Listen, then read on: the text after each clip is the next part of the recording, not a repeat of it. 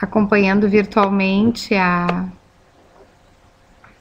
palestra e a nosso público presente aqui, professores do campus Jaguarão, do campus Santana do Livramento, do campus Bagé, do campus Itaqui, a nossa equipe da coordenadoria, o Patrick, do NTIC. Nós vamos apresentar primeiramente a professora Amanda, que vai tratar do tema acessibilidade na produção de materiais educacionais digitais. A professora Amanda é doutora em Ciência da Computação pela Universidade Estadual de Campinas, é mestre em Ciência da Computação pela mesma instituição e bacharel em Ciência da Computação pela Universidade Federal de Santa Maria. Professora adjunta na Universidade Federal do Pampa, Unipampa, Campus Alegrete. Coordenadora do Grupo de Estudos em Informática na Educação. Tem interesse principalmente pelos seguintes temas de pesquisa: interação humano-computador, acessibilidade, inclusão digital, informática na educação. A professora Amanda também esteve à frente da Coordenadoria de Educação à Distância até 2012 e tem atuado como colaboradora da coordenadoria para os assuntos de acessibilidade na produção de materiais, no uso de sistemas de webconferência e de interação humano-computador. O Felipe nos acompanha à distância. O Felipe é intérprete de Libras. Nosso colega atua no campus Bagé e está participando conosco hoje de uma experiência que pretendemos fazer no sentido de tornar essa palestra da professora Amanda, tornar acessível para as pessoas surdas. É uma experiência, não temos ainda certeza do resultado, então agradecemos já para o Felipe a participação e a disponibilidade. Com a palavra a professora Amanda. Bom, boa tarde a todos, agradeço o convite, né? É uma alegria poder trazer esse tema ao debate, né? Eu acredito que a acessibilidade é um requisito aí indispensável que deve ser considerado tanto na produção de espaços físicos quanto virtuais, nas nossas atitudes também, né? Então eu procuro trazer hoje alguma colaboração para a gente pensar a promoção do acesso na maior extensão possível, né, a todas as pessoas em nossos cursos de educação à distância, né? Bom, eu tenho um breve roteiro aqui, apresento a vocês. Não sei se o Felipe está conseguindo acompanhar a minha fala. Já que a gente está começando, acho que é bom a gente tentar fazer esse ajuste, né? Ele está com o chat, pode dizer para ele que o chat, o chat dele está aberto aqui, que a gente está acompanhando. Ó, ele está questionando o Patrick. Ele acha que acho que ele pensa que o administrador é o Patrick. Tu pode dizer que nós estamos aqui com ele, caso ele precise de algo. Então, gente, desculpa interromper um pouquinho para a gente fazer esse ajuste aqui na questão da interpretação em Libras. Eu não sei se tu fica com ele aí, a gente fecha essa janelinha aqui com ele e tu coloca no todo. Não tô entendendo nada, desculpa. Não, é que eu abri a janelinha para o Felipe. E aqui a gente pode voltar por todos, ó. Isso. Eu vou fechar esse aqui. Tá, isso. E aí o Felipe pode falar contigo, né, Patrick, caso ele tenha não tá recebendo som, ele não tá ouvindo. Alguma coisa no fone dele lá. E ele não estava escutando antes? Ele não estava escutando, por isso ele estava esperando.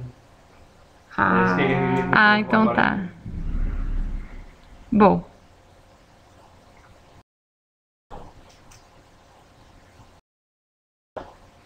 Escuta, Felipe? Não. Peraí. Eu pensei que vocês já tinham feito os ajustes, né? Mas deve ser algum probleminha dele, assim, pontual, pelo menos. Uhum.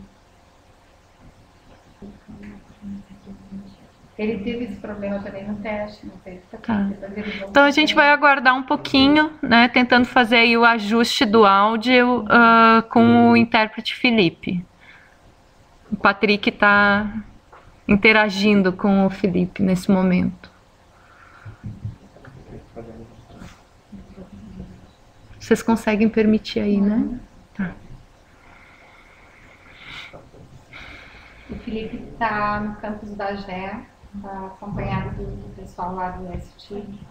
Quem que tá aqui? Eu acho que ninguém... Ah, tem 20 participantes. Tá.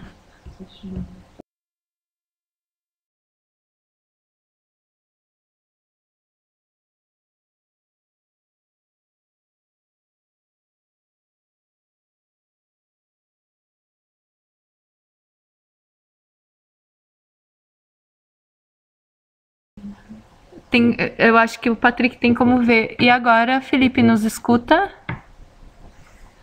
Oi, Rogéria. Seja bem-vinda. A gente só está querendo fazer uns ajustes aqui iniciais com a participação do Felipe. Oi. Ok.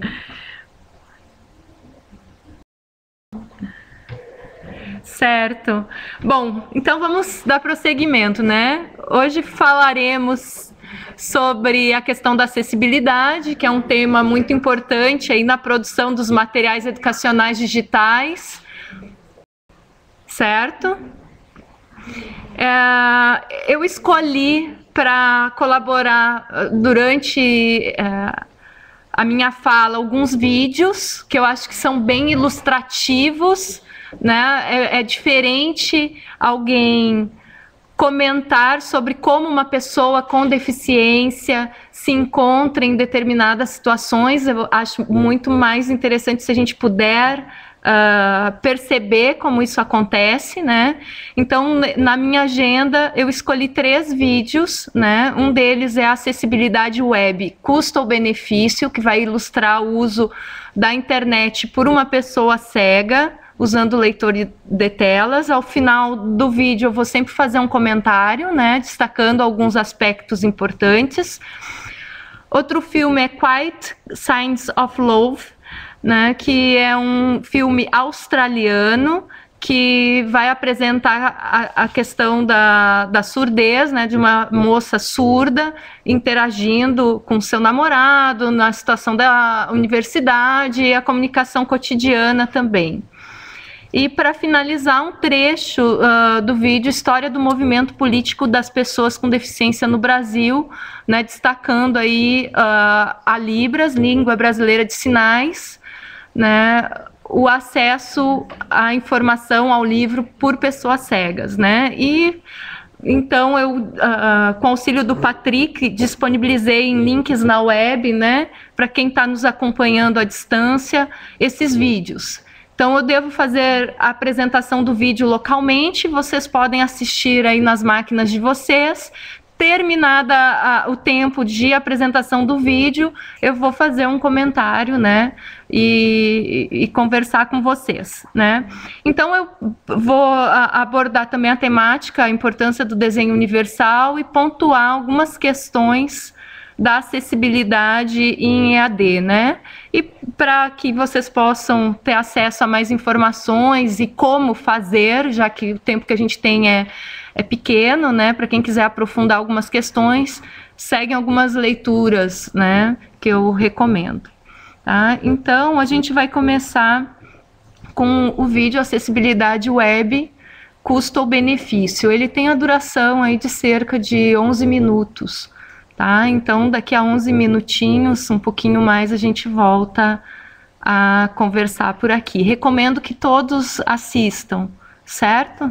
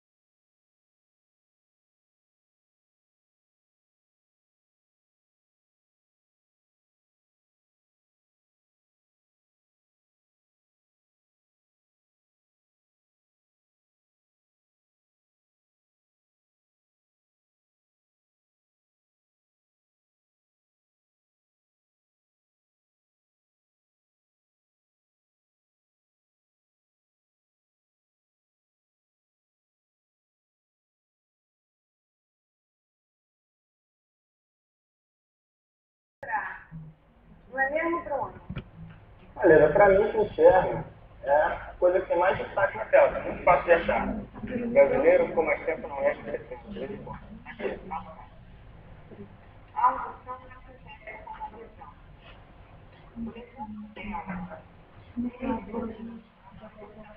Não, não faz nada. Não tem assim.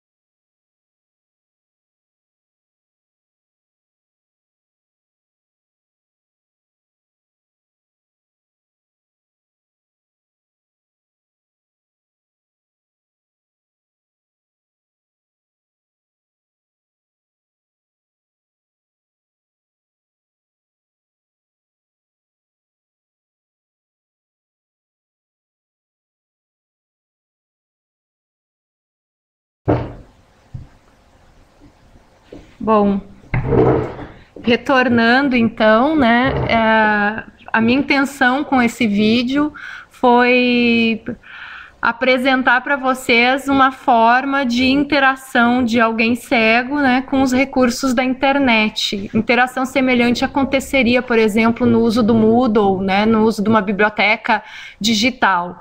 Né? Então, tem aí a possibilidade de uso da internet por pessoas cegas, usando uma tecnologia chamada leitor de telas, né? É bastante conhecido o JAWS e também o Virtual Vision e o NVDA.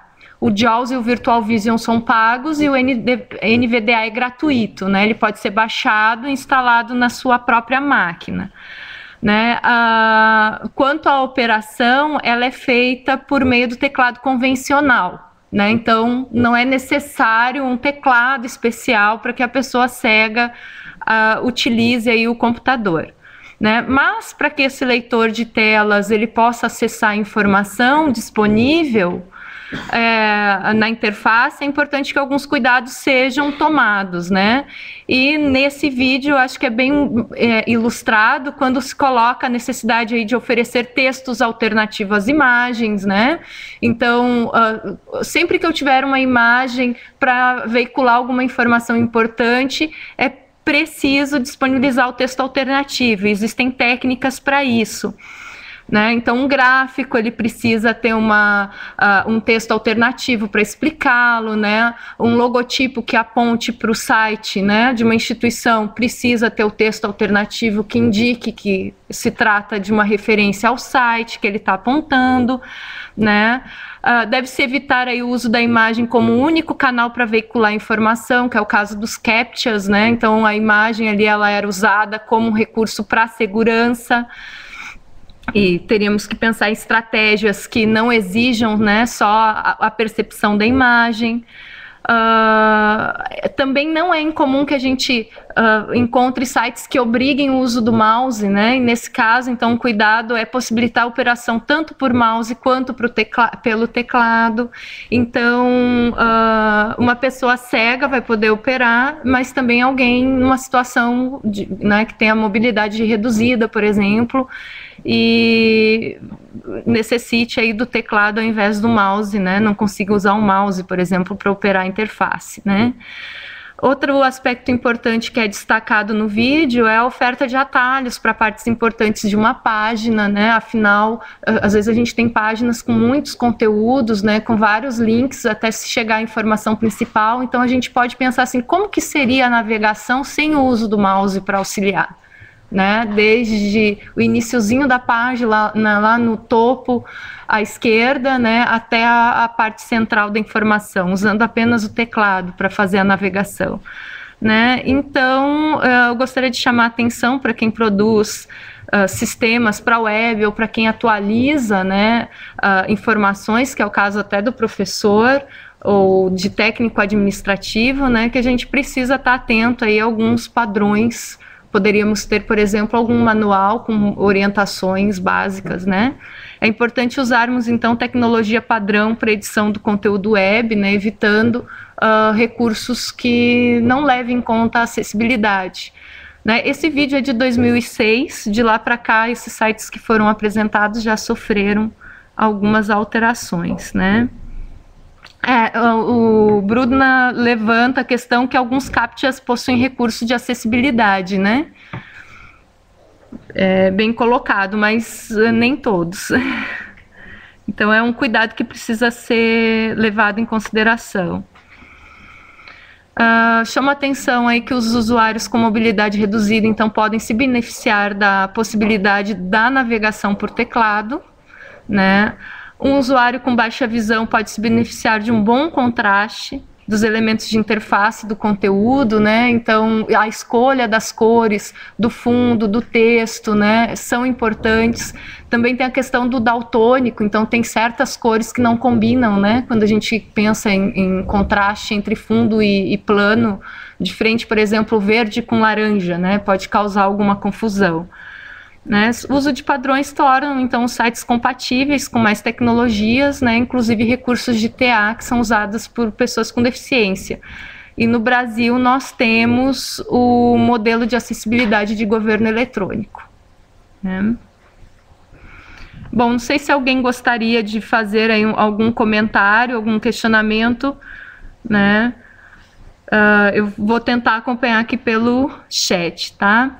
Eu gostaria de chamar a atenção a alguns recursos que foram usados nesse vídeo, né? Ao invés, então, de eu ficar lançando orientações, né? Talvez lá no final, como uma síntese, mas vou chamando a atenção para algumas questões, né? Então, a legenda em texto, ela é bem importante para favorecer o acesso à informação por pessoas surdas, né? E a janela de Libras também. Nesse vídeo não aparece, mas existe uma versão que usa já a janela de Libras, né? E a audiodescrição também é um outro recurso que ainda não é tão comum, né? Mas que vai dar acesso aí às pessoas cegas a algumas informações visuais que não aparecem nas falas. Mas dá acesso ao cenário, alguns movimentos, né, informações que podem contribuir para o entendimento aí do que está acontecendo. Pode só esclarecer para a gente, dos ouvintes, aí, a questão da legenda e do Libras, por que elas são complementares? Ah, tá. Tem uma questão aqui do professor Ariel, por que a legenda e a Libras, elas são complementares, né? Eu penso que hoje a gente está num momento de transição em que a gente não pode, por exemplo, determinar que todo surdo conhece Libras, né? Isso é uma questão, né? Então, alguém que tenha perdido também a audição na fase adulta, durante a adolescência, que não tenha um contato com a Libras, mas que esteja alfabetizado, pode usar desse recurso, né? E a Libras, desde 2002, é reconhecida no Brasil como uma língua, né? Então, pode ser considerado a forma mais adequada de uma pessoa surda receber acesso à informação no lugar da legenda, né? A gente também tem situação de pessoas surdas que não estão alfabetizadas adequadamente no português escrito. Então, esse é o momento que a gente vive. Seria interessante, sempre que possível, oferecer as duas opções. Agora, no contexto de formação universitária, né, a legenda eu penso que possa ser um bom recurso, mas por uma questão de promoção da língua brasileira de sinais, oferecer a Libras seria interessante. Acho que é por aí, né? A forma correta é de língua brasileira, então. Tem gente que usa o termo linguagem, né? Mas Libras é uma língua com uma estrutura própria, né? Tão complexa quanto o português, o inglês, então ela tem status de língua, né? Então são alguns questionamentos que eu estou recebendo. Pode lançar as questões, Brudna, se eu achar pertinente assim para o momento, eu posso ir respondendo, né? Acho que vai ficando mais interessante. Que já vou passar para o próximo vídeo, tá? Opa! Eu acho que precisamos de pessoas proficientes em acessibilidade nas nossas várias equipes, né? Não só no NTI, testando sites, e eu tenho me proposto a fazer projetos nessa linha, mas a gente precisa na parte física também, né? Entre os nossos engenheiros, né? E nos próprios núcleos de desenvolvimento educacional, ter pessoas habilitadas aí a avaliar se os nossos ambientes são acessíveis. O Patrick está aqui do nosso lado, talvez ele possa responder. Temos testadores de acessibilidade no NTI, na universidade? Nós temos testadores para os softwares, na verdade. O Patrick está indicando que existe testador de softwares, né? Isso, a gente tem testadores de software, né? Aquela pente fino que é feito para todo software que é desenvolvido. Até nós temos a última produção nossa, que é o Guri, que está aclopando boa parte que está sendo nosso novo, vamos dizer assim, um sistema acadêmico paralelo, quase semelhante ao CI. Na verdade, vem complementar as funções que o CI não traz e já contempla questões de acessibilidade. Ele já está com essa preocupação, já tem aqueles validadores de acessibilidade, que já vem num trabalho anterior que até a própria professora Amanda já fez alguns encontros ali no NTIC apresentando todas essas questões. Agora, os sites nossos, realmente a gente precisa melhorar a questão da acessibilidade. Isso é uma das questões que já está no projeto novo dos portais, já está inclusa a questão de acessibilidade.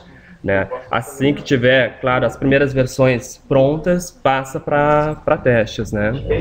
A gente tem uma lei relacionada ao EMAG, né? É obrigado. Que nos obriga a todos os sites públicos serem acessíveis vejo que os nossos portais eles não são. Não são, realmente não são, mas são versões antigas, então é por isso essa necessidade constante da gente lançar logo um novo portal, né? Porque a gente precisa também aderir a essas legislações. Há uma cobrança também dos órgãos em cima da instituição para que esse portal esteja acessível. Tá. Então, desde 2004, né, nós temos um decreto que determina que todo portal público ele deve ser acessível. E eu penso aí que estão incluídos os materiais educacionais digitais, qualquer produção nossa para a web, né, nossos repositórios institucionais.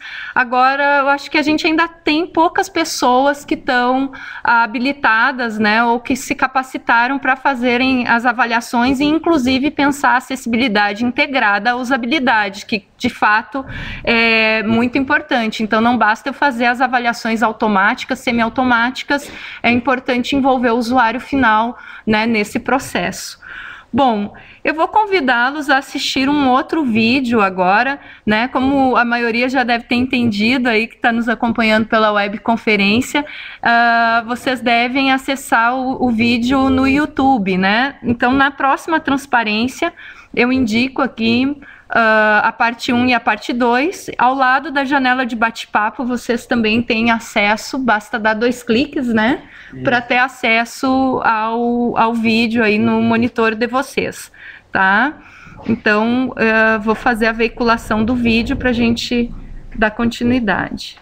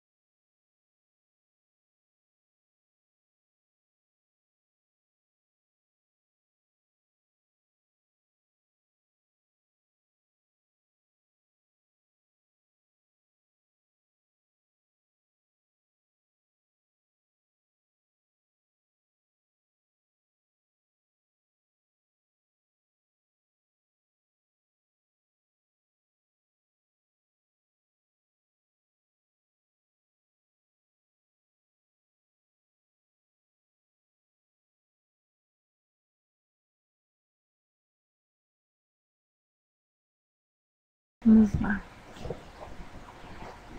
Bom, retomando então, diz a Maria Cristina que eu não preciso falar tão alto, né? Ou mais devagar, olha só, eu diminui o tom da voz, fala mais devagar, ok. Bom, dá para falar muita coisa a respeito desse vídeo, né? Eu acho que promove uma boa discussão a respeito da língua de sinais e o papel para as pessoas surdas, né? Mas eu vou destacar algumas questões aqui, né? Que a importância da língua, né? Para o acesso e construção do conhecimento pelas pessoas surdas, né? Então, há uma indicação de que a criança que nasce surda tem acesso à língua de sinais o quanto antes, né, para a aquisição da língua e para que a partir da língua de sinais tenha acesso ao português, por exemplo, na modalidade escrita, né? E ela é uma língua tão complexa quanto é o português, o inglês, né? Eu fiz um curso de 80 horas no ano passado e para mim foi um curso assim muito introdutório, né? Realmente não suficiente para a gente se apropriar, porque ela tem uma estrutura própria, né? Muitas palavras, formas de construção, então, enfim, ela merece o devido respeito como língua, né? Inclusive quando a gente está pensando na produção de material e de vídeos para alcançar a comunidade surda ou pessoas que fazem parte de comunidades surdas, né? O intérprete ele é um importante recurso para estabelecer a comunicação entre uma pessoa surda que tem a Libras como língua e uma pessoa ouvinte ou que não é usuária da língua de sinais, né? Então, na própria Unipampa, hoje a gente sofre um tanto com a carência desse profissional, né? Então, um aluno que tem a língua de sinais como a sua principal língua, é importante que ele tenha acesso a esse recurso humano, pelo menos até que os professores, os outros alunos, possam também se comunicar na língua de sinais, o que não é a nossa realidade hoje, né? No vídeo a gente percebe aí que o texto escrito e a imagem podem complementar a comunicação, né? Em alguns casos pode até exercer um papel muito importante, por exemplo, no caso de surdos que não adquiriram a língua de sinais, que não aprenderam ainda a se comunicar em Libras, né? Inclusive tem esse sistema que é apresentado, que é um sistema do governo australiano para favorecer a comunicação entre surdos e ouvintes, né? Eu acho que o que dá para chamar atenção aqui, até em termos do Brasil, e eu acho que o Ariel pontuou bem, né, que tanto a legenda em texto, tanto o texto quanto a língua de sinais deveriam ser usados de forma complementar e como recursos para a promoção da acessibilidade ao surdo, né, ou alguém que está, por exemplo, né, que necessita desse recurso para compreender a informação. No vídeo, não sei se vocês perceberam, né, que tem uma legenda em inglês, ela foi gerada com o próprio YouTube, né, e com isso permite que se traduza para o português e outras línguas, né. Então, no caso dos vídeos do YouTube, é possível que coloquemos legendas, né, e não havendo a legenda para um determinado idioma, que a tradução seja feita. Também no YouTube existe a possibilidade de acesso à transcrição, né? Então, se a gente explorar a barra de ferramentas na parte inferior do vídeo, a gente vai perceber essa opção. Pelo menos aqui a gente viu que a tradução ela fica, né, um pouquinho comprometida, dá para entender no contexto, né? Mas já é um recurso, né, bem interessante. Uma vez disponibilizada a legenda em inglês, a gente pode ter acesso à tradução, corrigir a transcrição e, de repente, submeter a versão em português da legenda, né? Inclusive, hoje o Google está com uma outra possibilidade, que é de fazer a tradução da fala, né? É um pouco mais complicado porque a tecnologia ainda não avançou o suficiente para fazer o reconhecimento de voz assim de forma perfeita, assim, um treinamento, né, do software que faz essa tradução. né? Bom, eu acho que dá para perceber que esse vídeo em particular usa muito do recurso visual para complementar, né? Para mostrar a relação ali entre os protagonistas. Se a gente tivesse uma pessoa cega assistindo esse vídeo, o recurso da audiodescrição seria assim imprescindível para se capturar algumas informações, né? Porque elas não estão disponíveis em áudio, né? Acho que seria um bom exemplo assim para se oferecer. O YouTube em si tem opção de navegação acessível? O professor Luiz Brudna pergunta. Olha, eu não fiz uma avaliação do YouTube, a gente teria que realmente perguntar para as pessoas cegas, por exemplo, ou as pessoas que são surdas, que utilizam, né, o YouTube, como é que interagir com esse sistema, né? Infelizmente, alguns programas de mídia não têm os seus controles acessíveis, né? Pelo menos no Facebook, quando eu incluo um vídeo, eu sei do relato de uma colega cega que ela não consegue, por exemplo, reproduzir um vídeo hoje no Facebook, né? Bom, então, com esses 2 primeiros vídeos, são 2 situações aí que a gente destaca, né? O acesso aos sites web usando um leitor de telas, um teclado, e agora também a situação do surdo, que é a língua de sinais, a legenda, para tornar acessível a informação. E eu acho que vale a pena pontuar, inclusive é indicado aí no vídeo, que há diferença, né? A língua de sinais, ela varia de um país para o outro e às vezes até dentro do mesmo país, de uma região para outra, de uma cidade para outra, tem algumas variações, né? Como são os nossos dialetos. Então, tem alguns sinais que aparecem aí no vídeo que em português poderiam ter outro significado, né? Então, o surdo do Brasil não teria facilidade, talvez, de entender ali plenamente aquela comunicação na língua de sinais adotada, língua de sinais australiana, né? Não existe uma linguagem internacional. O professor Ariel pergunta se existe uma linguagem internacional. Eu já ouvi falar que existiria uma proposta, né, tipo o Esperanto, uma língua de sinais universal, mas eu não conheço, né? Oi? Para quem é das línguas, só pensar numa língua internacional, assim, a gente fica de cabelo em pé, né? Ela desconhece assim, tudo que é característico do local, da região, as expressões, né? Bom, então estão acontecendo aqui algumas discussões localmente em Jaguarão, né, sobre essa questão de se pensar uma língua internacional, né? Então eu sei que existe proposta, como tem no Esperanto, né? Mas realmente tem questões culturais para serem consideradas. Bom, então para finalizar, eu gostaria de recomendar aí que vocês assistissem, né? Eu digo quase finalizar, porque ainda tem algumas questões que eu quero pontuar, mas é o último vídeo que eu apresento agora, o trecho de 6 minutos e 41 6 minutos e 41 segundos até 10 minutos e 22 segundos, né, dessa parte 4 da história do movimento político das pessoas com deficiência no Brasil. Tá? Então a gente vai ter mais uma pausinha aí de uns 3 minutos e meio e continuamos a apresentação.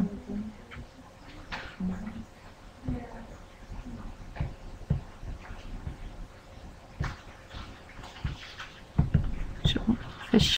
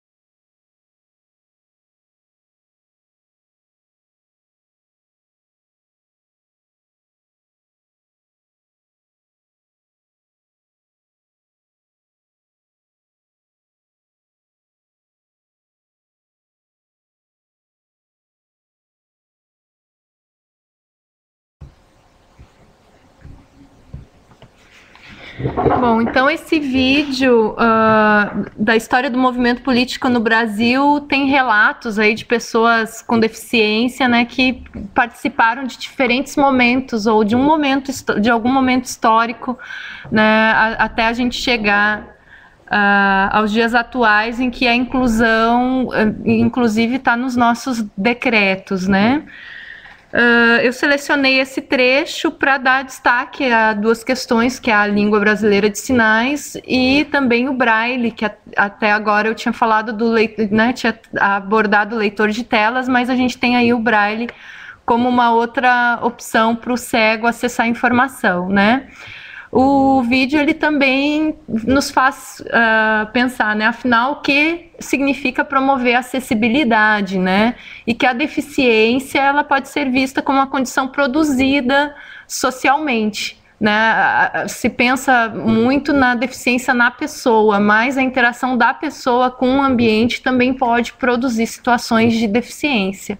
Né, se eu estiver, por exemplo, entre surdos que usam a Libras para se comunicar, não tiver nenhum surdo oralizado, eu posso ter bastante dificuldade para me comunicar. Né? Seria um outro exemplo aí possível, né? Bom, então a língua brasileira de sinais é reconhecida legalmente no Brasil, né? O surdo ele tem direito a um intérprete na escola, na universidade, no acesso aos serviços públicos, em palestras, né? E, inclusive, a gente está num momento aí de formação de professores, né, de criação de vagas para intérpretes, para docentes, né, ampliando aí o acesso à língua.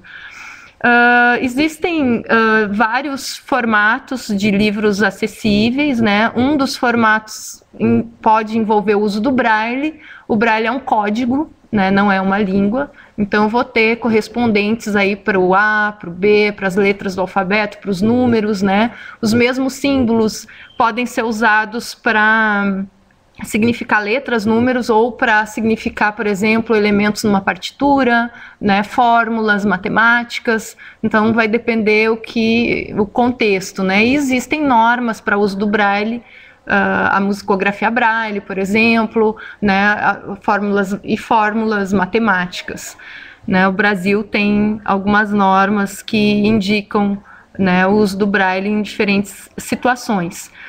Agora, nem todo cego, acho que é importante pontuar, vai ter proficiência no braille, né? Porque envolve a sensibilidade tátil, às vezes a pessoa perdeu a visão na fase adulta, né? Pode ter um pouco mais de dificuldade de aprender o braille, que são pontos aí em alto relevo, pena que eu não pus aqui para ilustrar, né? Mas apareceu ali no vídeo essa possibilidade de leitura com a ponta dos dedos, né? Bom, no vídeo nós temos a legenda em texto e a janela de Libras. E se nós formos ao DVD, vai ter a possibilidade da audiodescrição também, né? Então, quando não tem uma fala, pode ser que tenha um locutor aí usando da audiodescrição para dar acesso à informação. Tá? Bom, então com esses vídeos eu quis ilustrar, né, recursos que podem estar em jogo quando a gente pensa na produção de materiais educacionais, né, digitais e possibilidades, né? Bom, então eu gostaria de chamar a atenção para o desenho universal, que diz respeito ao acesso e uso de ambientes, de produtos, de serviços por todos, né, sem estigmatizar ou excluir. Né, alinhado aí à perspectiva contemporânea de acessibilidade. Então, quando eu penso no acesso da pessoa com deficiência ao conhecimento, a ideia hoje, no paradigma inclusivo, é que a gente possa criar espaços, ambientes flexíveis em que a pessoa com deficiência também esteja incluída, ela não fica segregada. Eu não vou criar um material para quem escuta, um material para quem não escuta, para quem enxerga, para quem não enxerga. Se eu puder criar um material que possa ser usado por uma maior diversidade de públicos, seria o ideal. Quando eu não conseguir fazer isso, aí eu começo a pensar nas alternativas, né? Então, eu acho que a gente tem um desafio de pensar como é que ficam as nossas apostilas acessíveis, nossos PowerPoints acessíveis, né? Nossos cursos acessíveis dentro desse paradigma aí do desenho universal, né? Trago alguns cenários para a gente ir pensando na acessibilidade de forma ampla, né? O primeiro, por exemplo, nem trata da questão da pessoa com deficiência, mas vejam aí, eu tenho um estudante sem acesso à internet em casa, né, que vai a um polo de apoio presencial para copiar materiais e orientações do curso, também para assistir a uma webconferência previamente agendada. A conexão com a internet está bastante lenta nesse dia, né? Então, a gente vai ter um probleminha de acesso nessa situação, né? Então, a acessibilidade pode ser pensada nesse contexto. O ideal seria que tivesse alguém de TI, né, o responsável pela infraestrutura ali, ou para dizer, não, vai para casa, que hoje não tem jeito, né? Ou espera só um pouquinho que eu vou dar uma olhada e ver se eu posso resolver o problema, né? E na mesma situação a gente vai ter pessoas com deficiência, né, que de repente precisam ter uma pessoa de referência para indicar, olha, meus materiais ou os materiais do curso, eles não estão acessíveis, preciso de uma solução para que eu possa acessá-los, né? Um outro cenário que eu escolhi, que é esse de um tutor que tem pouco controle sobre os movimentos dos braços, né?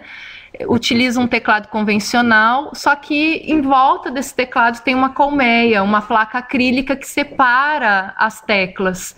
Então, com isso ele consegue operar o computador, né, sem usar o mouse, usando o teclado, né? Só que o ambiente virtual de aprendizagem não apresenta atalhos como pular para o conteúdo, né, para blocos de informação, e torna muito mais demorada a operação do que seria com o uso do mouse.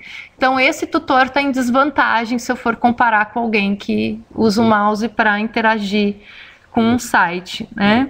E o cego também está em situação análoga, como foi apresentado no primeiro vídeo, né? Então, ele precisa ter mecanismos para tornar a interação com um curso tão fácil quanto é para quem usa o mouse, né? Isso a gente está falando, então, de usabilidade com acessibilidade, né? Um outro cenário é de um estudante cego que conhece vários recursos de tecnologia assistiva, NVDA, Orca, que é uns que eu não citei, mas tem no Linux, né? O DOSVox, conhece tudo. Só que tem vários materiais educacionais e referências, né, que estão no ambiente virtual e que utilizam a imagem, que foram digitalizados para a imagem. Eu escaneei, né? O professor escaneou o documento e colocou a imagem do documento no ambiente, né? Então, o acesso por esse estudante fica comprometido, porque não é feita uma transcrição automática da informação que está na imagem, é preciso ter o texto alternativo, né? Então, ele também vai enfrentar problemas semelhantes ao do tutor com dificuldade motora, né, como eu mencionei, e ainda essa questão do acesso à informação na imagem, né? Então, a gente precisa tomar aí alguns cuidados que já foram pontuados antes, né? E, finalmente, um outro cenário. Geralmente, a gente pensa no aluno surdo tendo acesso a uma aula, mas eu posso ter um professor surdo que queira fazer uma palestra, né, e que prefira usar Libras, por exemplo, para realizar a palestra, né? Então, se ele não tem um intérprete, o tradutor, para poder oralizar a palestra, como é que fica, né? Então, nesse cenário, eu destaco que a instituição não tem, mas felizmente conseguiu lá com a prefeitura, que é responsável pelo polo de apoio presencial, né, o intérprete para comunicar de forma oral a fala, entre aspas, do professor, né? Então, na webconferência, usando um recurso como esse. Quando a gente tiver uma internet com uma banda mais larga, eu acredito que seja um recurso, assim, interessantíssimo para a gente continuar explorando, né? Bom, então, para sintetizar, tem alguns princípios de acessibilidade web que eu apresento aí, né? A gente precisa ter cuidado com a percepção da informação. Então, como que o cego pode acessar a informação, né? Com o uso do leitor de telas, com o uso do braille, a pessoa surda, ela não escuta, mas ela tem acesso à imagem, à sinalização, por exemplo, ao texto escrito, né? Como que alguém opera a interface? Então, se a gente pensar em um sistema que seja acessível tanto com o uso do mouse quanto do teclado, né? Provavelmente esse sistema vai ser acessível a outras tecnologias que usam essa interface, né, de interação. A questão da compreensão da informação, então a língua, acho que ficou claro aqui, né? Tem um vídeo que está com a legenda em inglês, a gente tem a opção da tradução em português, para a gente vai ficar muito mais fácil de compreender aquela informação, né? Além de outros recursos, dependendo, se eu estou trabalhando com crianças em idade escolar, né? Se tem pessoas com deficiência intelectual num grupo, né? Como que eu posso pensar em materiais que comuniquem de forma acessível a informação para todos? A gente tem jovens com síndrome de Down hoje entrando nas universidades, né? Então, como é que se dá o acesso ao conhecimento para esse grupo? Né? E a robustez, que diz respeito aí à compatibilidade com as tecnologias atuais, né?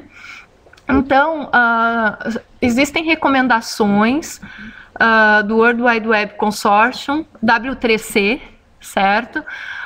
Relacionados a cada um desses princípios. E no Brasil nós temos o modelo de acessibilidade de governo eletrônico. Eu penso que as universidades, quando pensarem aí ou organizarem seus manuais, hoje de manhã a gente teve, né, a apresentação, por exemplo, do manual de produção de conteúdos,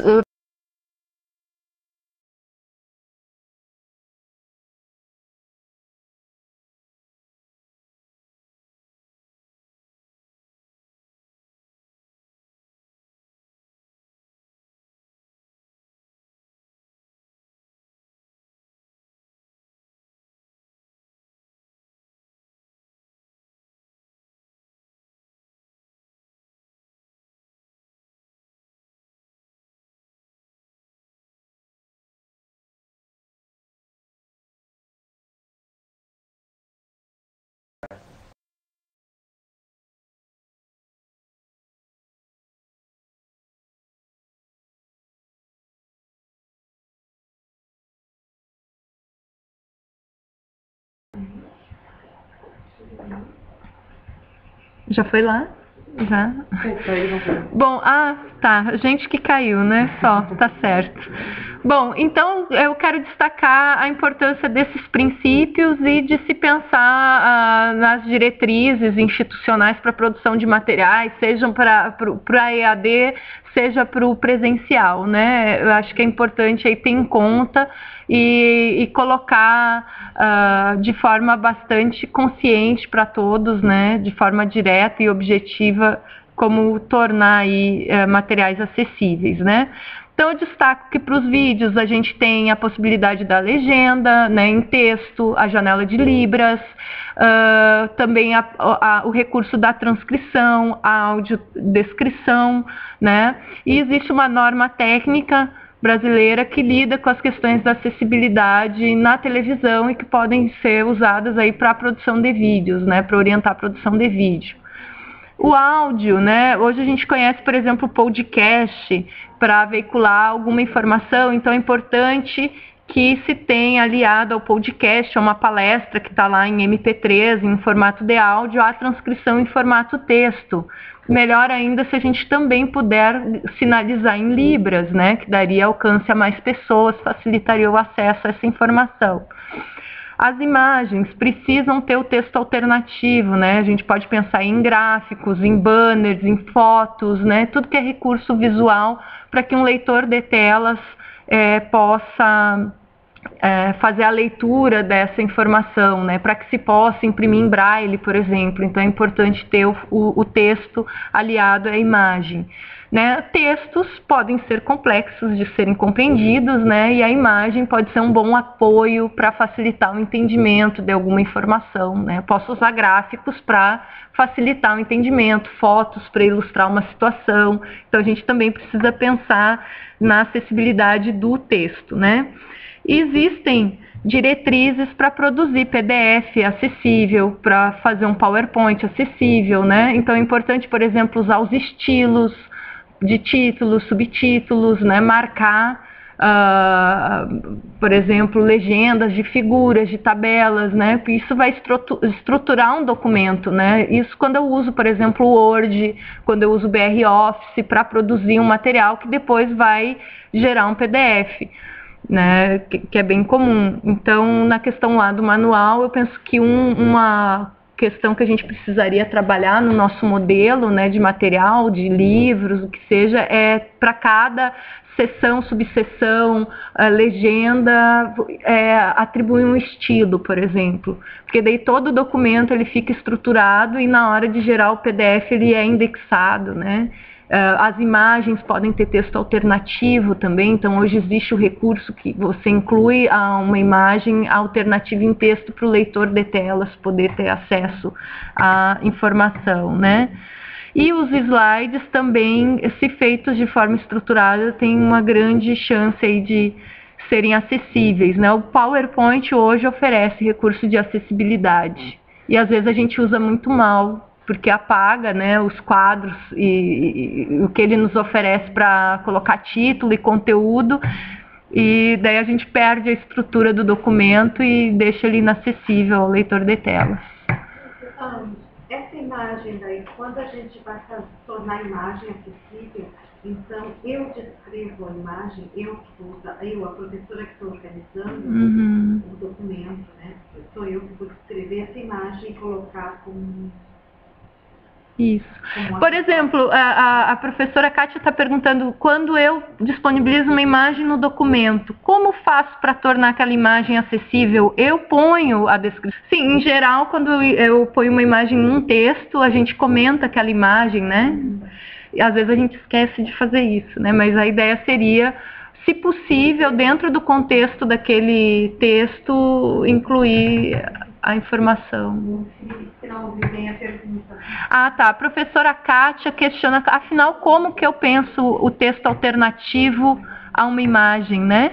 Então, na hora que você compõe o texto, você vai fazer referência à imagem, né? Pode ser de uma forma fluida, de modo que não fique artificial, imagem, descrição, né? Mas, se não fizer sentido estar no texto aquela descrição, você pode escrever num arquivo separado, né? Ou se é um hipertexto, você pode criar uma página para dar acesso à descrição pormenorizada da imagem, certo? Mas de qualquer forma, existe um atributo alt que seria interessante sempre ser aplicado na imagem, mesmo que ele não dê a informação completa, para dizer, ó, aqui tem uma imagem disso, bem sintética, e expande essa descrição em outro momento. Né? No hipertexto. Uma caixinha, né? Dizendo o que a imagem é. Depende do navegador, porque tem o atributo title também, né? Depende de como o navegador interpreta, mas é o atributo alt. Então, quando a gente tem acesso ao código da imagem. Como é que o leitor de tela tem acesso ao alt?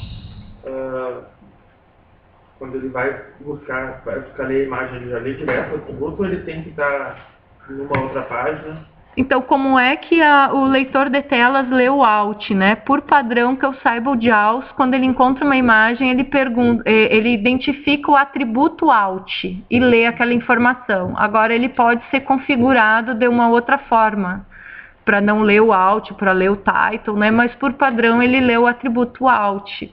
Né? Então, quando é hipertexto, a gente tem que usar minimamente esse recurso para não ficar parecendo que tem uma pedra no meio do caminho, né? Tem uma imagem ali e o que ela é de forma muito básica. Mas se eu estou pensando num documento PDF, num Word, né? Então a legenda da figura tem que ser descritiva o suficiente, e se ela não for suficiente, complementar com nota de rodapé, com algum outro tipo de recurso que esclareça a imagem, né? Bom, então eu faço algumas recomendações de leitura para ampliar a discussão, acho que dá para entrar na roda em outros momentos, né? Como que a gente pode pensar um PDF acessível, né?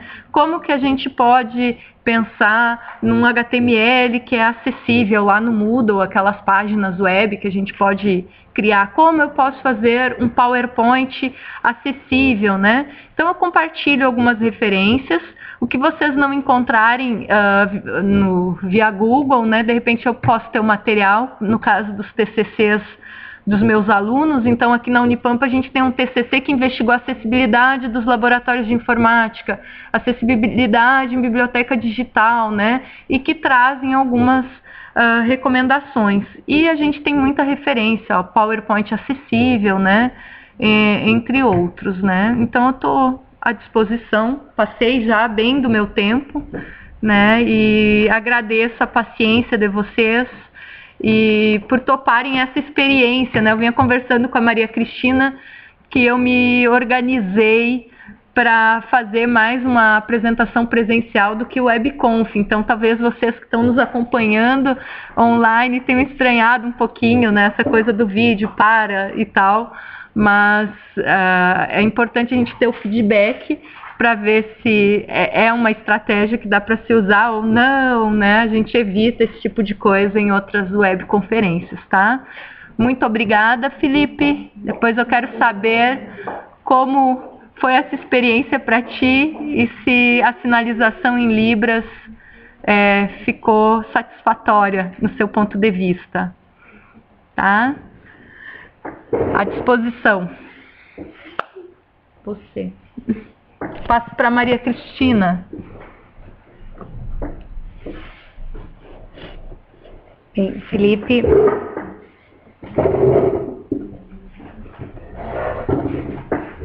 conclui a sinalização e nós primeiro vamos perguntar para o nosso público à distância se tem alguma questão, se gostaria de fazer alguma observação com a provocação da Amanda sobre o uso dos vídeos, né? Como é que se sentiram acompanhando a proposta. Nós temos aqui 22 participantes e se algum quiser se manifestar, fazer alguma questão para a Amanda, da mesma forma o nosso público presencial aqui, se quiser fazer alguma questão, né? Amanda está à disposição. Estou à disposição, melhor até conversar. E, de toda forma, nós agradecemos ao Felipe, muitíssimo. Vamos conversar depois para saber como nos fomos, né? Vamos passar o link do vídeo para o Felipe avaliar a experiência. Mas agradecemos muito, né? Só podemos fazer isso com a colaboração dele. E podemos experimentar, e assim vamos avançando, né? Que é para podermos tornar os nossos materiais acessíveis, não só porque a legislação nos indica que devem ser acessíveis, mas acho que porque o nosso coração e nosso respeito à condição humana nos indica isso, né? Eu fico sempre muito tocada, né, com essas questões. Acho que nós temos um grande compromisso, acho que a Unipampa é uma instituição nova, que tem tudo para começar a fazer um trabalho diferente, né? Na sua origem já, por padrão, trabalhar com a questão da acessibilidade dos materiais, esse é um desafio para nós, da coordenadoria, e penso que para todos nós, para vocês, professores, né? E um compromisso também, da gente já criar essa condição, por padrão.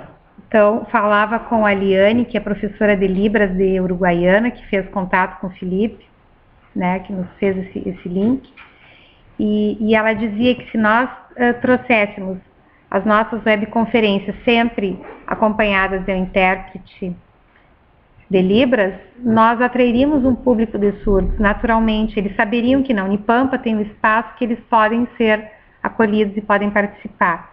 Então, vejam como é importante, por tu não ter, às vezes, uma pessoa surda, uma pessoa cega, às vezes passa desapercebida a importância que é tu ter sempre essa condição respeitada.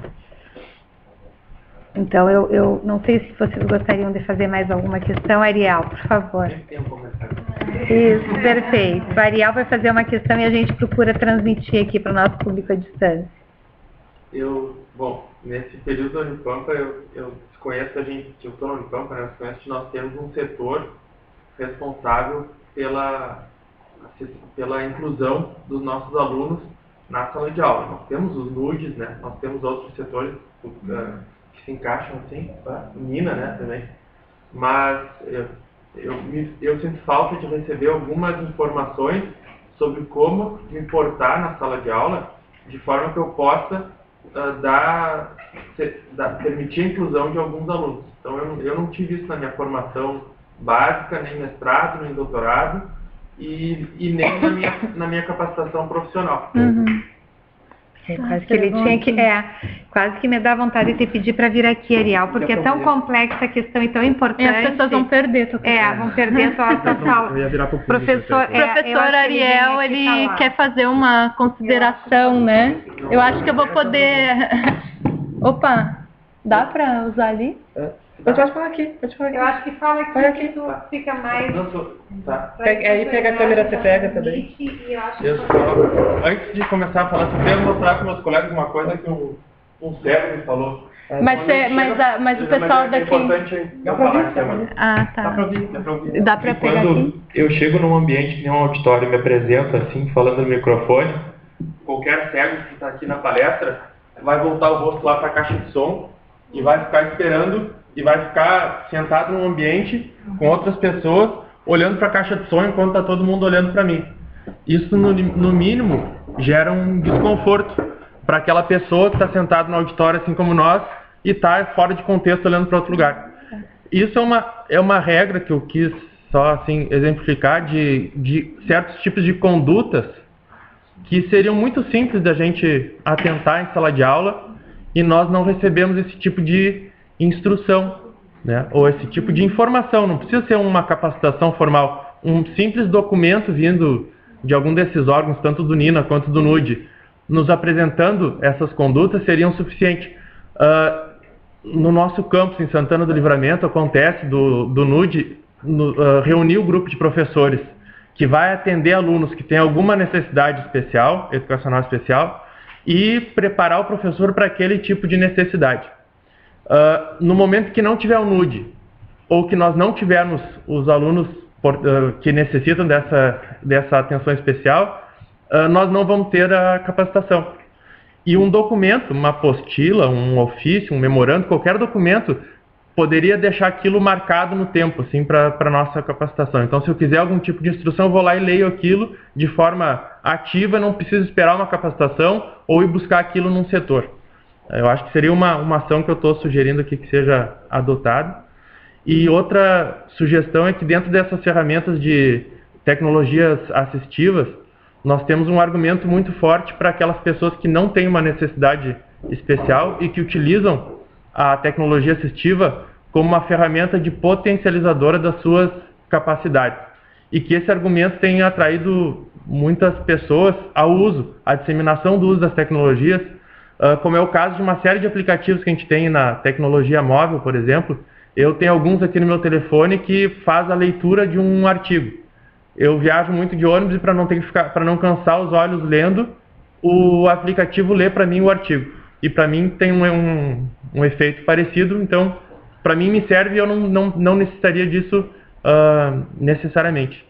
E outro fato que eu queria comentar e daí sugerir também para o NUD, já sugeri para o nosso NUD lá de Livramento, é que nós estamos investindo em algumas tecnologias assistivas na Unipampa que poderiam ser colocadas de outra forma, e dou o caso específico das lupas, né, digitais, que tem um custo alto, não um custo tão alto quanto um tablet, por exemplo, mas o tablet tem outras funções que incluem a da lupa digital. Então a gente tem alunos com baixa visão lá no campus, que não conseguem, que tem um material impresso, xerox, por exemplo, que eles não conseguem ler, e que eles pegam a lupa para aquilo. Então a lupa é tipo um mouse que ele passa em cima do texto e projeta na tela aquilo ampliado. E ele poderia pegar o tablet, por exemplo, tirar uma foto daquilo e ampliar com os próprios dedos ali, manusear o texto de uma forma diferente, ter um outro tipo de experiência com o texto, ampliando aquilo na tela do tablet. E tem outros tipos de potenciais usos que o tablet tem, de gravação de audiodescrição, de fala, né? A gente fala e o tablet digita aquilo que eu estou falando em alguns aplicativos. Então, uma série de coisas estariam ali reunidas. Então, se a Amanda, eu sei que tem acesso a esse tipo a encaminhar esse tipo de sugestão, Amanda, então, influência nisso, se puder encaminhar. Não sei, então, eu acho que o que o Ariel coloca é bem pertinente, né? No ano passado nós tínhamos um grupo que fez um diagnóstico geral, porque para você entrar na especificidade precisaria de muito mais gente. Então eu, professora Amélia, Franciele e Giovanni, que atua no Nina como pedagoga, a gente fez um diagnóstico geral das condições de acessibilidade da Unipampa, entregamos um relatório ao vice-reitor, né, e deve, se eu entendi bem, vai ser apreciado em março. Então, realmente, tem muita coisa para fazer, né, e uma das questões diz respeito ao papel do Nina, como estruturar o Nina institucionalmente, né, e trabalhar essas formações. Não como alguém que atua no Nina, porque eu não tenho esse papel hoje, né? Mas eu acompanhei os processos de capacitação, são oferecidos, né, momentos, e que são esvaziados. Então, é realmente uma pena, assim, que são poucos os docentes, e pode-se dizer técnicos também, que acessam as capacitações que acessaram, as que já foram oferecidas, né?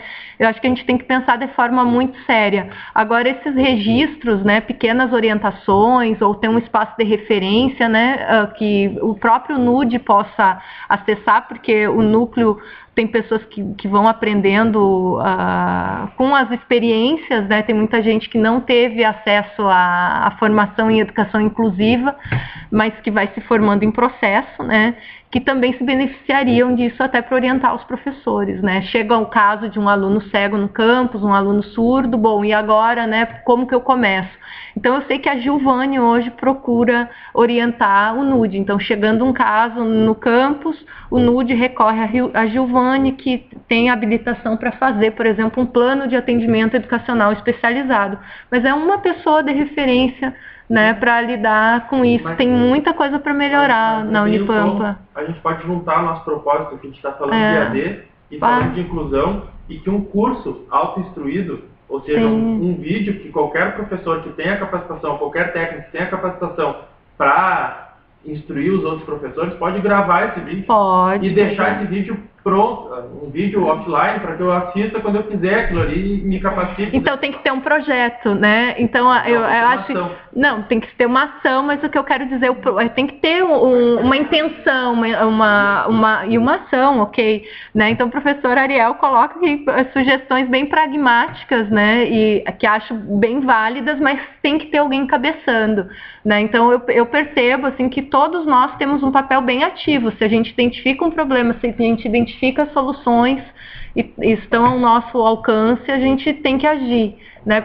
Lá no nosso campus chegou, por exemplo, o leitor de livros, né, na biblioteca, e ficou parado, ficou encaixotado em cima do armário. Enquanto não aconteceu uma ação, né, ele ficou em cima do armário. E a gente tem muitos leitores de livros que ainda estão encaixotados em cima do armário, né? E como que a gente resolve isso? Né? Se a gente tem a área de TI, né, a bibliotecária recebe aquele equipamento, faz o que com aquilo, né? Então, realmente tem bastante coisa aí para fazer, né? Vem para cá, Cláudia. Por favor, professor Luiz. Professora Cláudia quer fazer uma contribuição, um questionamento, uma observação, não sei. Aqui no campus nós estamos recebendo o professor Daniel. Lamentavelmente eu não consegui, eu mandei um convite para ele. O professor Daniel, ele vai dar aula de Libras, ele é surdo. Ele vai ficar conosco, né? Ele vai estar no curso de letras, não que ele pertença, né, exclusivamente ao curso de letras, mas é o curso de letras que oferece, né, a Libras para os alunos. E nós mandamos um e-mail há cerca de 9 dias atrás, já tínhamos finalizado ele também em uma reunião presencial. E ontem eu mandei um e-mail assim, né, dizendo, professor, é importante que o senhor esteja aqui. Então, eu lamento, assim, ele não até era Daniel, né, no vídeo, ele disse, olha, tudo tinha a ver com ele. Ele vai produzir o o material para componente curricular Libras, né, que tem no curso, né, nos cursos, ele vai dar um curso para os professores, se estimou 120 horas, falando que tu teve um de 180, 80, né, 120 também, eu não sei se é o ideal, mas enfim, né, estamos vendo com ele. A reunião foi bem difícil porque os professores colocavam de costas para ele faz leitura labial, mas os professores estavam de costas. Nós, quanto colegas, não administramos aquela situação. Eu gostaria muito que ele tivesse aqui, se ele tiver depois o acesso, né, na tua palestra. Eu quero interromper. Bom, é que tem tanto probleminha. Por exemplo, essa webconferência, se a gente tivesse um cego querendo acessar, ele teria muita dificuldade em acessar, né? Então, realmente, assim, são pequenos cuidados, né, nas atitudes, nos protocolos. E quanto antes a gente puder, assim, atuar, né, para promover a acessibilidade nessa perspectiva do desenho universal, que você cria as coisas pensando na acessibilidade, não remenda depois melhor. Então, como o EAD está muito criança ainda, né, porque os nossos cursos, embora em projeto, ainda não entraram em operação, eu acho que a gente tem um momento assim formidável já para começar certo nesse aspecto. E né? assim, a presença dele seria importante porque, como tu falaste no primeiro vídeo, né, uma pessoa, né, tu relatar o que a pessoa sente é diferente da pessoa mesmo com aquele tipo de, né, surdo, cego. Por isso que eu procurei trazer os vídeos, porque eu não consigo só falando, né, dar a entender para um outro como é que é. Ele já trabalhou na Universidade Federal de Pelotas, ele trabalhou na FURG, né, na Federal de Rio Grande. O pai dele veio aqui no primeiro encontro e aí a gente ficou mais confortável, o pai dele, né, fazia às vezes de intérprete, mas depois ficou bem difícil e ele, né, vai ser um colega que vai estar conosco aqui no campus. E eu acho que uma postura importante da gestão local, da gestão superior, né, de das nossas pró-reitorias, né, é de sempre trabalharem num espírito de temos um problema, como que a gente pode avançar para resolver, né, porque a gente tem problemas cotidianos vários, né, e falta de acesso físico, virtual, né? Bom, então eu identifiquei o problema. Hoje é uma reunião, ela não aconteceu de forma adequada a primeira, a segunda vez, então, mas não pode ficar a terceira, a quarta, a 10ª vez, né? Então, como é que a gente avança? Há mais de 2 anos está sinalizada a importância dos intérpretes, cada campus precisa ter seu intérprete, né, de Libras, porque a qualquer momento a gente pode ter um estudante surdo na nossa comunidade, a gente tem pessoas surdas, né, e é um processo bastante moroso, né, e que precisa ter sempre um olhar atento da gestão para viabilizar que esses recursos eles cheguem em algum momento, por mais difícil que seja, né, todo o processo. Mas enfim, mas realmente um relato. E só para o professor Luiz perguntou se tem cursos de Libras online. Olha, eu vou te dizer que eu procurei vários, né? E alguns eu fiquei sem entender bem como é que seria a minha interação com o instrutor e acabei não me inscrevendo, não estava claro se seriam apenas vídeos, né? Qual seria o nível de interação com o instrutor. Mas eu acho que se a gente procurar, encontra alguma coisa. Tem muito vídeo no YouTube, né? Então, se a gente procurar por partes de curso, por exemplo, eu quero saber cumprimentos básicos, cores, a gente hoje vai encontrar muito material no YouTube de ensino da língua, né? E eu vejo assim que a comunidade surda ou as comunidades surdas têm usado bastante o YouTube. Inclusive a gente encontra muito material em Libras sem a legenda em texto, né? Para quem não conhece Libras acaba tendo dificuldade ou impossibilidade de entender esses materiais, né? Sobre acessibilidade, eu acho que a gente encontra muito material. Eu ministrei já a disciplina Acessibilidade e Inclusão Digital 3 vezes, né? Estou agora na 3ª vez, na verdade, como disciplina complementar de graduação. Então, eu já tenho algum material que pode contribuir, mas a gente encontra, né? Tem várias universidades que estão trabalhando com formação de professores e que tem livros na temática. A URGS, por exemplo, tem, a Unicamp tem, né? Então, a gente tem muita coisa mesmo. Então, eu tenho aí algumas leituras recomendadas. Se tiver interesse em mais alguma coisa, eu posso compartilhar. Na área de computação, em particular, a gente tem um desafio para 10 anos, que é o acesso participativo e universal do cidadão brasileiro ao conhecimento, anos 2006 a 2016. Então, tem muita gente na área da computação procurando contribuir com esse desafio e pensando a acessibilidade, por exemplo. Daí teria que ver nas outras áreas como é que, né, se tem atuado sobre a questão da acessibilidade. A educação deu vários avanços, né, incluindo aí disciplinas de inclusão, de Libras nos currículos. Né, e eu acho que a Unipampa teria bastante a ganhar, assim, com um grupo de professores para a língua brasileira de sinais, né, e daí a gente poderia ter a formação continuada. Sei a questão do tempo, você quer encerrar? Ou, enfim, eu acho que é isso. Bem, eu gostaria de saber se tem mais alguma questão do nosso público à distância. A Verônica está escrevendo algo do nosso público presencial. Claro que esse é um tema que não se esgota, né?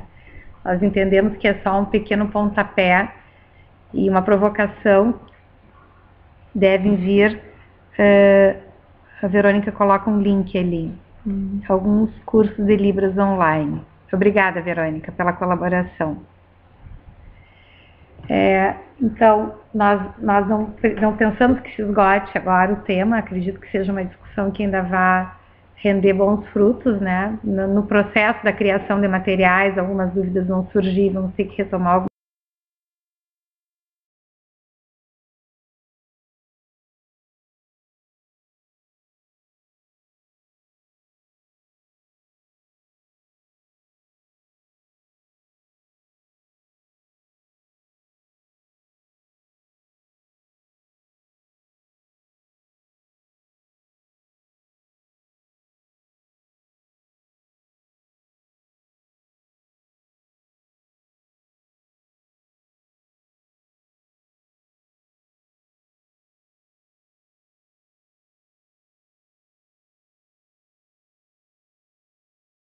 Tá gravando.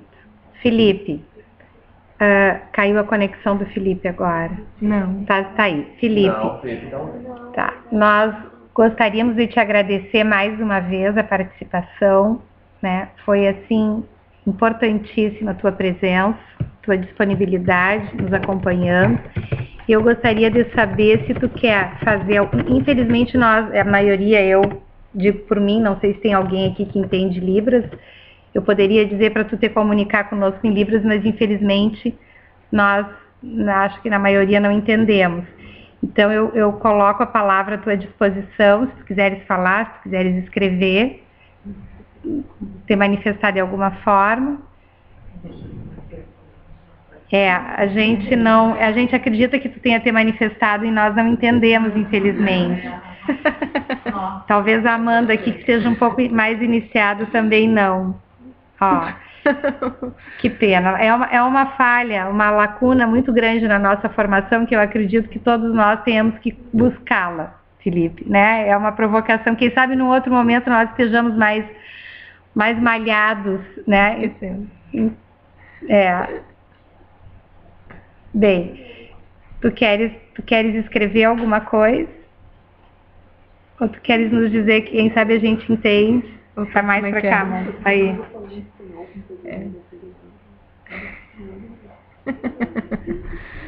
Acho que é. Felipe tá digitando.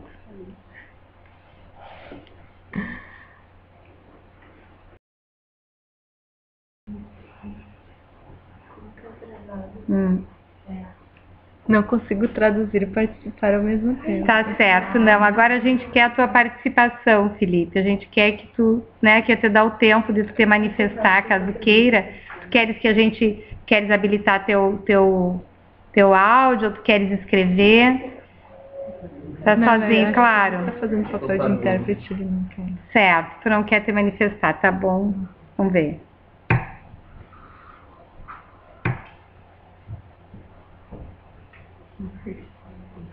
Acho que dá pra isso.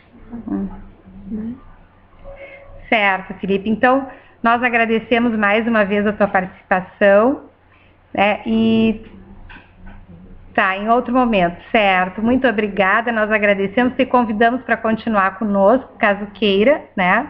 A palestra da Amanda acho que ela já deu por encerrada, né? E nós vamos mandar depois o link da gravação para tu avaliar como é que nos fomos, certo?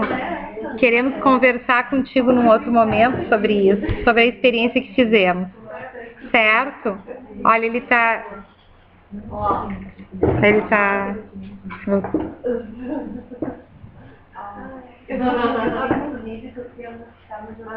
Vou pedir para Amanda me... Vira pro público. Ah, por favor. Ué.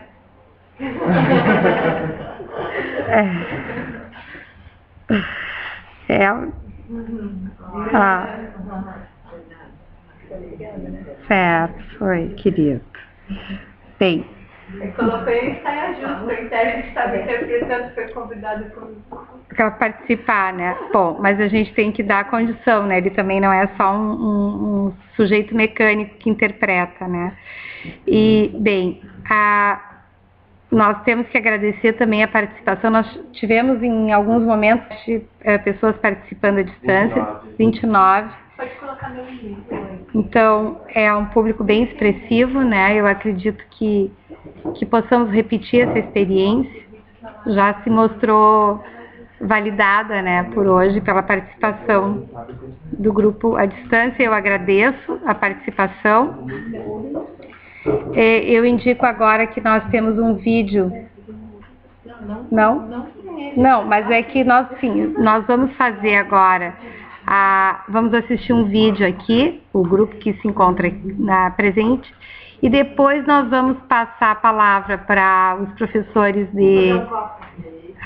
sim, vamos ter um tempo para um coffee break, a professora Cláudia nos indica, e depois vamos ouvir os professores de Santana do Livramento e de Itaqui, representados pelo Roberto, sobre a produção de materiais educacionais digitais dos grupos, e também interagindo com o grupo de Jaguarão.